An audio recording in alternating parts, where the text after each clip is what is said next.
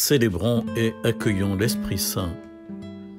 L'Esprit Saint est présent à jamais avec nous et vit en nous.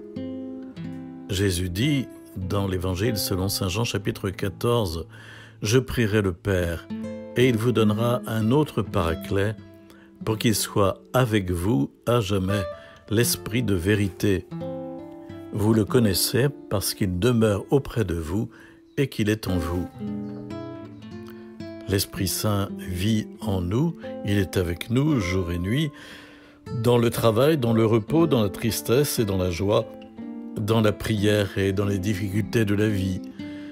Si nous l'invoquons lorsque nous sommes dans la tentation ou dans l'angoisse, il nous défend contre le mal et le mensonge, il nous comble de la vérité. Esprit d'amour éternel, tu es présence divine, sans cesse à nos côtés et en nous. Donne-nous de nous ouvrir toujours plus à ta présence et conduis-nous à la vérité tout entière comme Jésus l'a promis.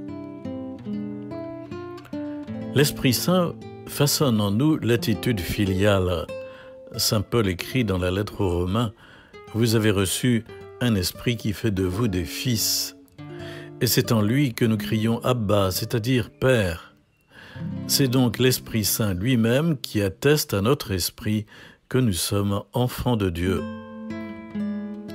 Nous ne sommes pas simplement des hommes et des femmes croyants et religieux, nous sommes des enfants de Dieu. L'Esprit Saint nous fait découvrir en Jésus le cœur miséricordieux du Père. Nous pouvons ainsi nous abandonner en toute confiance à l'amour paternel créateur qui nous fait vivre. Esprit Saint, accorde-nous la simplicité de cœur pour nous adresser au Père comme ses enfants, dans une proximité amoureuse teintée de respect. L'Esprit Saint est notre force pour tuer l'homme pécheur. Paul écrit dans la lettre aux Romains, chapitre 8, « Si le Christ est en vous, le corps, il est vrai, reste marqué par la mort à cause du péché. Mais l'Esprit vous fait vivre, puisque vous êtes devenus des justes. Si par l'Esprit vous tuez les agissements de l'homme pécheur, vous vivrez. » Même si nous éprouvons la lourdeur de notre être charnel qui résiste à la grâce, l'Esprit Saint nous est donné comme une force pour tuer et crucifier les agissements de l'homme pécheur. Saint Paul est à la fois réaliste et optimiste. Il met en œuvre la vertu d'espérance. Esprit Saint, sois notre force dans le combat spirituel. Fortifie-nous pour que nous puissions résister aux tendances pécheresses. Ainsi vivrons-nous de la résurrection du Seigneur Jésus. L'Esprit Saint est feu divin en nous et pour se propager à tous. Nous disons dans le récit de la Pentecôte au livre des Actes chapitre 2, « Ils virent apparaître des langues qu'on eût dites de feu. Elles se partageaient et il s'en posa une sur chacun d'eux. Tous furent alors remplis de l'Esprit Saint et commencèrent à parler en d'autres langues selon que l'Esprit leur donnait de s'exprimer. »